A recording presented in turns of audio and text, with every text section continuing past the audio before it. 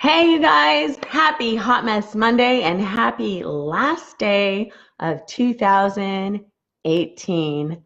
We made it! Yay! It might have been good, it might have been so-so, it might have been the most amazing year ever, or a year that you may want to pack up and just put away forever.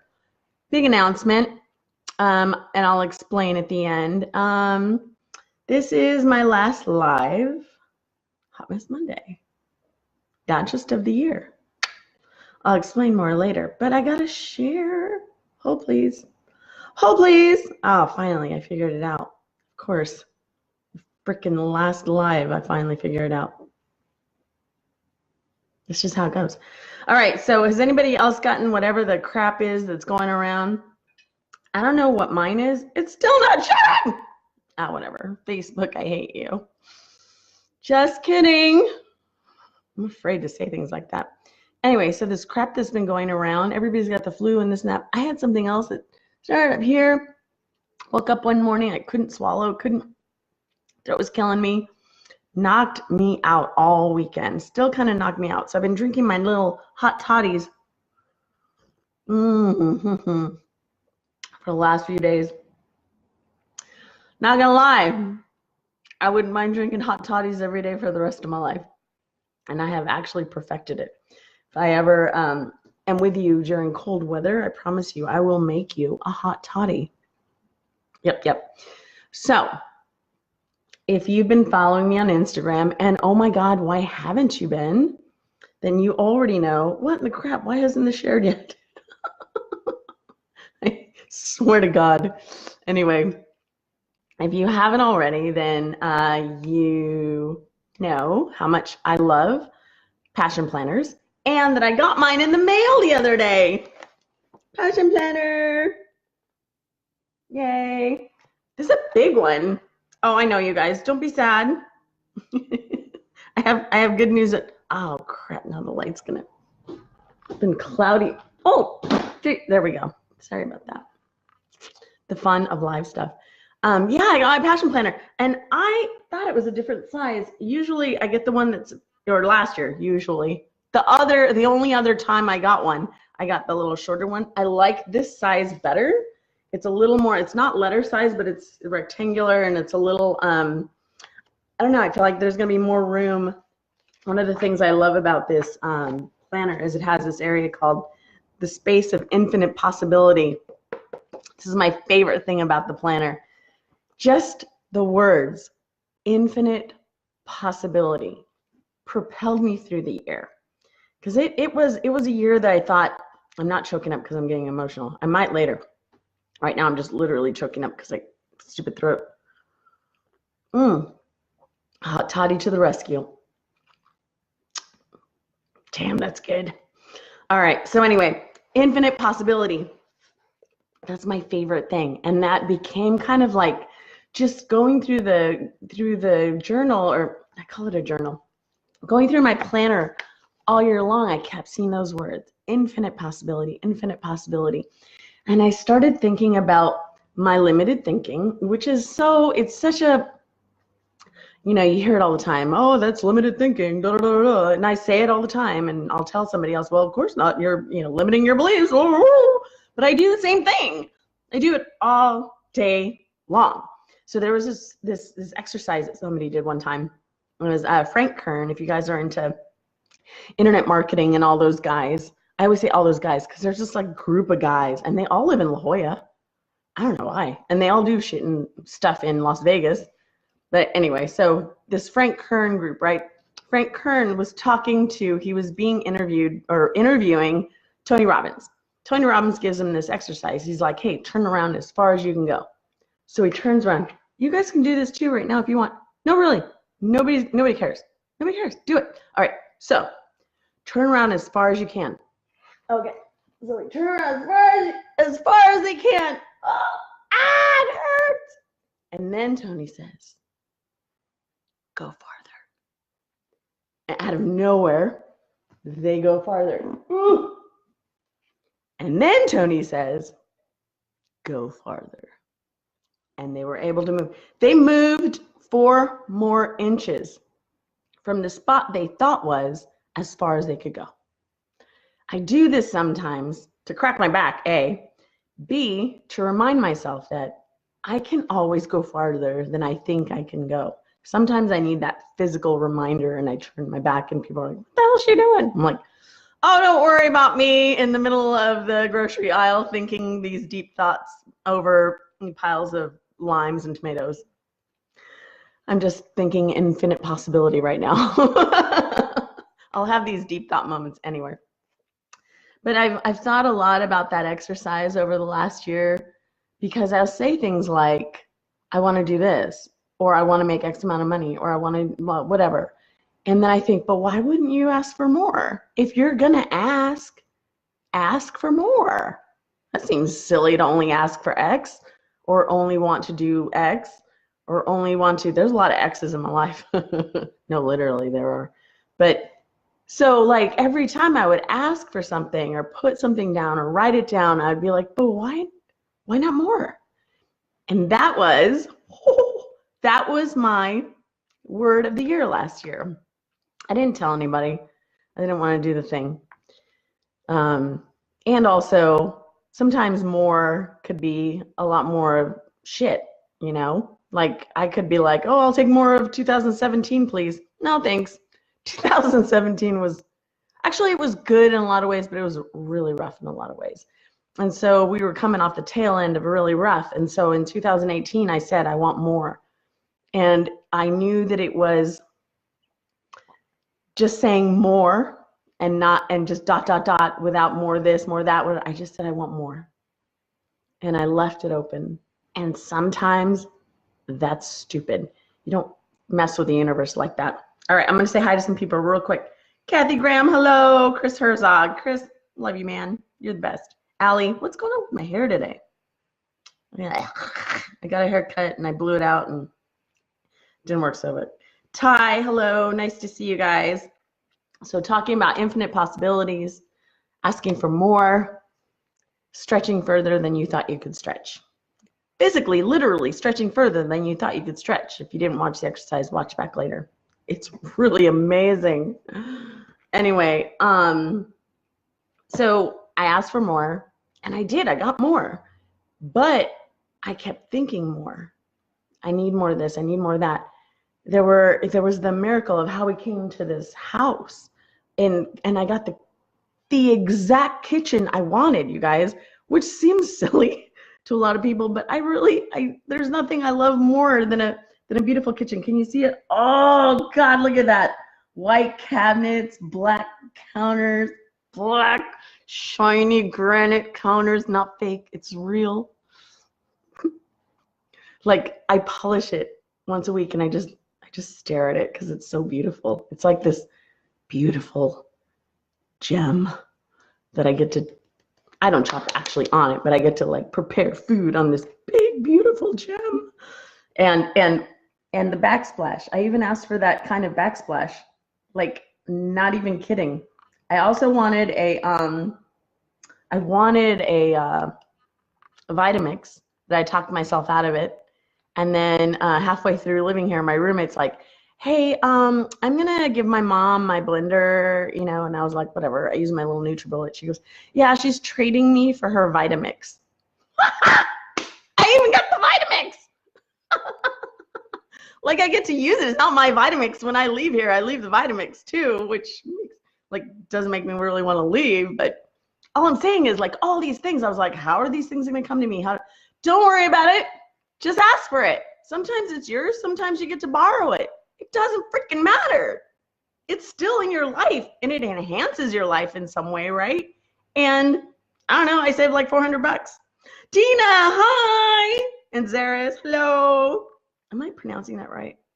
Give me a thumbs up, you guys. Give me a thumbs up if you're excited that it's the end of the year and new, fresh, clean slate starting tomorrow, even though it's just a calendar thing. Still, in our minds, fresh, clean slate. And if you just got here, just wanted to let you know, today is my last Hot Mess Monday live. I'll explain more later, because you know I won't leave you hanging.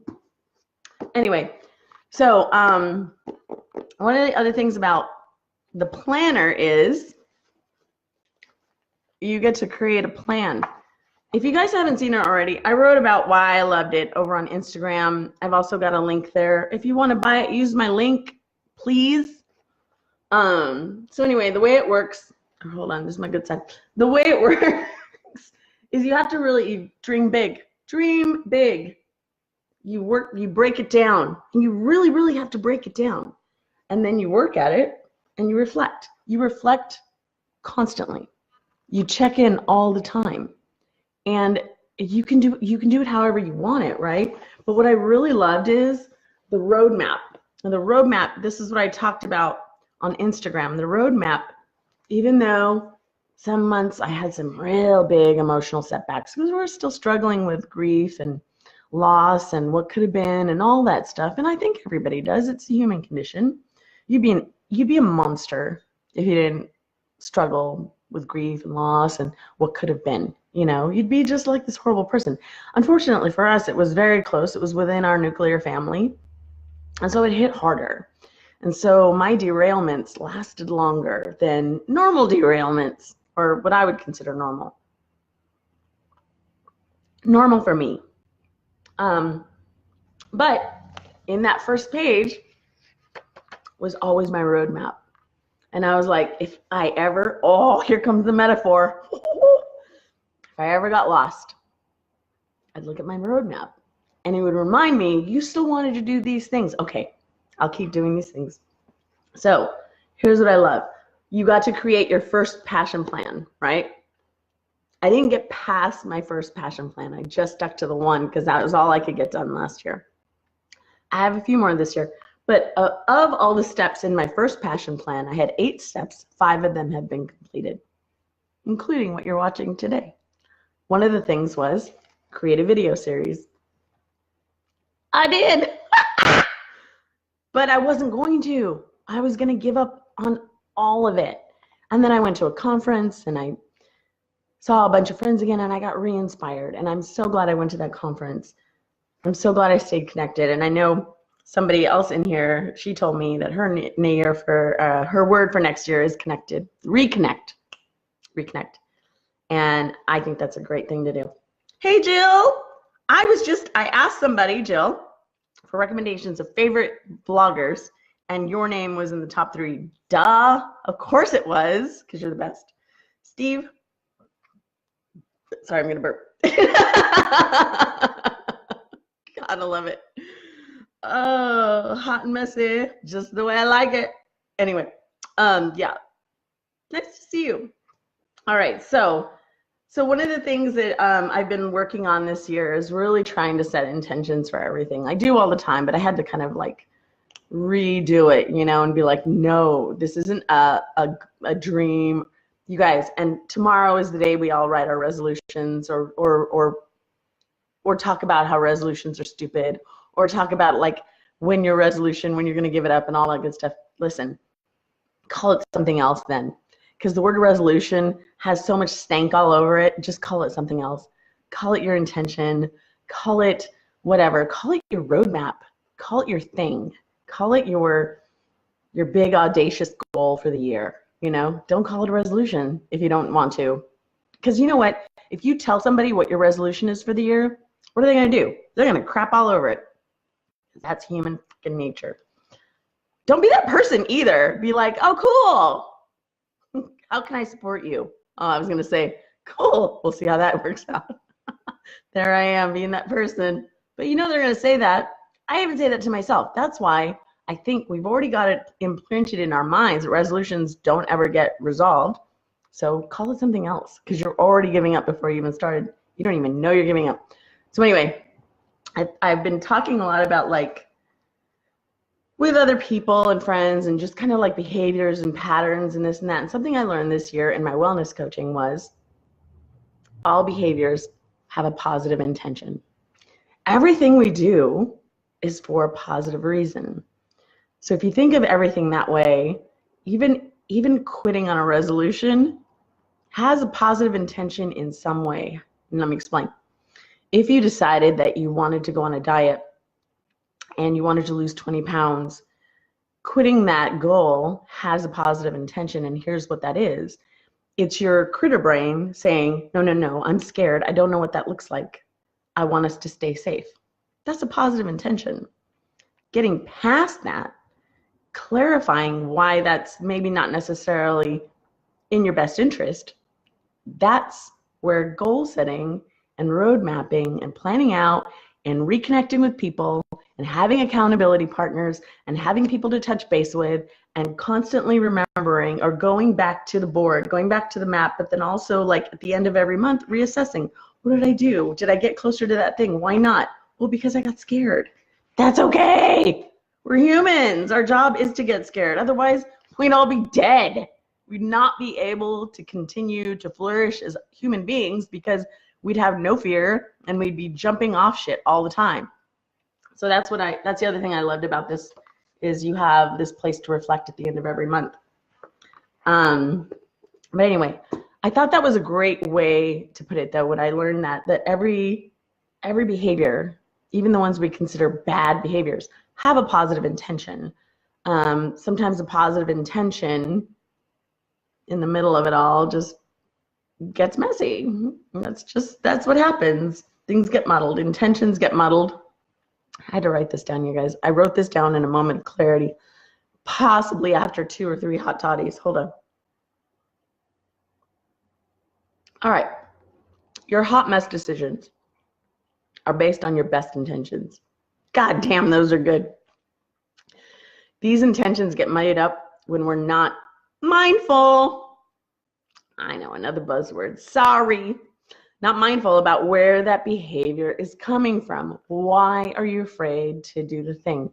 Not necessarily just lose weight, but why are you afraid to start that project? Why are you afraid to get back to blogging? Why are you afraid to take that class? Why are you afraid to tell your friends that this is really what you want to be doing with your life?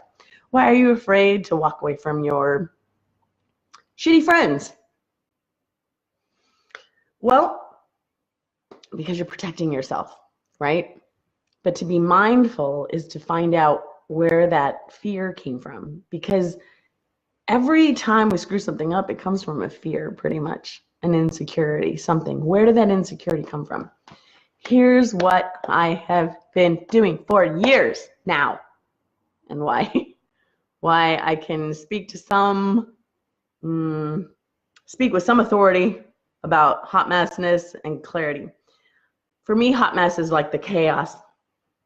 And then I get back to like, all right, this is the truth, right? I still live in hot messness because that's my way of doing things. And sometimes I need a hot mess and I just need to scramble things around to just get rid of stuff. Like I need it to froth up and bubble over and boil and get kind of ugly and scary and whatever, so that I can clear off what doesn't work and go, wow, that thing that I never knew about, that's kind of cool. So sometimes hot messes are good and sometimes they're just messes. Let's be honest. I can't put a positive spin on everything. Sorry. But then you get to this place of like clarity, right? And so what was the thing I said that I've been thinking about all my life? Oh, so anyway, sit quietly. There's a mathematician, I think, was the one that said this. All men's ills come from, or something like that. All men's problems come from their inability to sit alone quietly. Sometimes we like pack things on and do things and over volunteer and overconsume alcohol or food or TV or video games or Instagram or Facebook or whatever, because we can't sit quietly. Sitting quietly, that meditation time, or just sitting quietly in the afternoon, or just turning off the TV, turning off the video games, turning off Facebook, turning off everything, and just going to a place, put your phone down, walk away, and just be quiet somewhere. Have this quiet time. And let that fear envelop you. And that is the scariest thing. Letting that fear envelop you to where you maybe will find the memory, that first moment that you had that fear.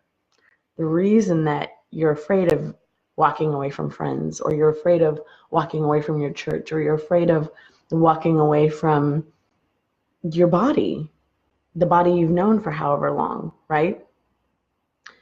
Knowing that, understanding that, is where you start to break down and crack through everything, and then the resolutions and the goals and everything can happen. Or you decide, you know what, I've figured that fear out. Thank you, my inner mind. Thank you. And I'm okay with my body, my job, my church, my this, my that, whatever. It doesn't necessarily mean that you need to lose weight. You need to change your friend group. You need to, it's that just being cool with it all, understanding the why. And once you understand the why, I told you I was going to choke up. Once you understand the why, it really hurts this time. You can go about being more compassionate to yourself. Because we can be so hard on ourselves, right? And I think the biggest, and I was listening to this interview yesterday, and the one thread that goes through all religions and all movements around the world, the one thread that they all have in common is compassion. Sorry, I'm emotional. But we have so little compassion for ourselves sometimes. And so we give up on our goals and our big audacious goals and our dreams and our resolutions and all that. So before you sit down with whatever planner, but I suggest Passion Planner, before you sit down with any planner, stop and sit quietly. And just whatever comes through, just know that, just be nice to yourself, right? Maybe 2019 is the year that we have a little more self-compassion and kindness to our inner being, you know, the one that used to believe in infinite possibilities before all the hot messes happened. And I know other people have shown up. Happy New Year, you guys. And hey, honey. Michelle, great question. Why are you afraid of failure? Because you're human. Surprise.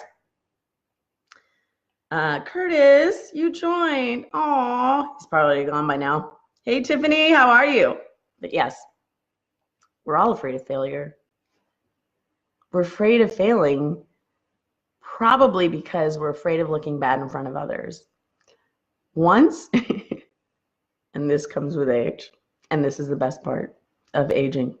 There are a lot of bad parts, but this is the best part. Once you get to a certain age, and it could be different for everybody, you just don't care.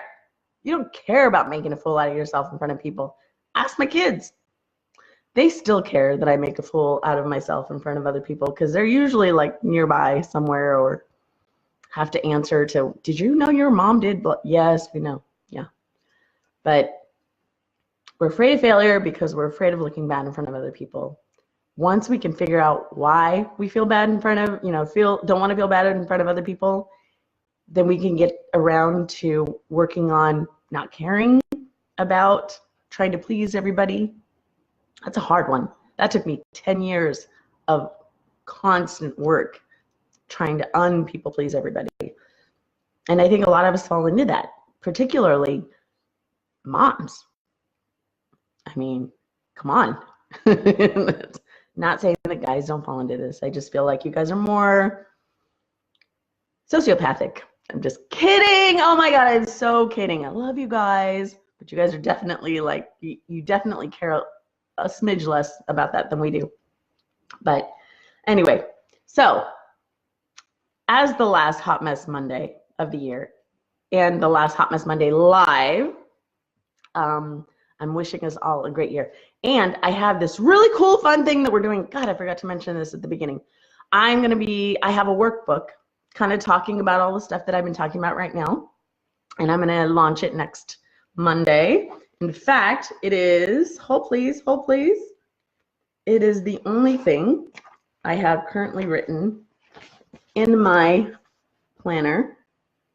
Hot Mess to Mindfulness. Little tiny workbook just for fun, just kind of jog some things. Maybe you can pull it out when you're, sitting quietly, write some notes, go back to it later, throw it away, find it later, be like, oh my God, I wrote this down in 2019 when that crazy chick Sugar said, do this. She's probably still crazy. But anyway, so that's what I'm going to do. So starting next week, I am going to be posting a pre-recorded video every Monday at 9. My life has gotten pretty busy, and I had to really sit and think about this. And I really want to continue these conversations, but I need to commit to a certain time, and I need to not create more chaos in my life because there's enough of that.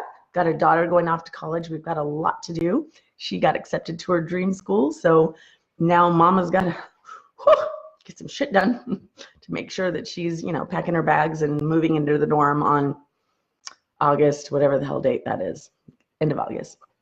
I got some other things that I need to get done, and I want to make sure that I didn't create a burden for myself with something that I really love doing. So I'm going to be doing pre-recorded videos. I'll be here. It'll be posting here, same page, and also, still dying, please. And also over on YouTube. YouTube, you can find me, youtube.com/Sugar Jones loves you. Couldn't get Sugar Jones. Don't ask me why. It has been the bane of my life on YouTube for 10 years. Whatever, it's fine. I'm okay with it. Totally not okay with it. But anyway. All right, Carol Baker. Carol, I wasn't able to put the thing on. I've been so sorry. Anyway, Carol was very kind and sent me a beautiful thing, and I will show it to you another time. But anyway, all right, you guys, Happy New Year. Here's to a great 2019. Here's to being more mindful and messy, but who are we kidding? It's probably going to be a lot of both.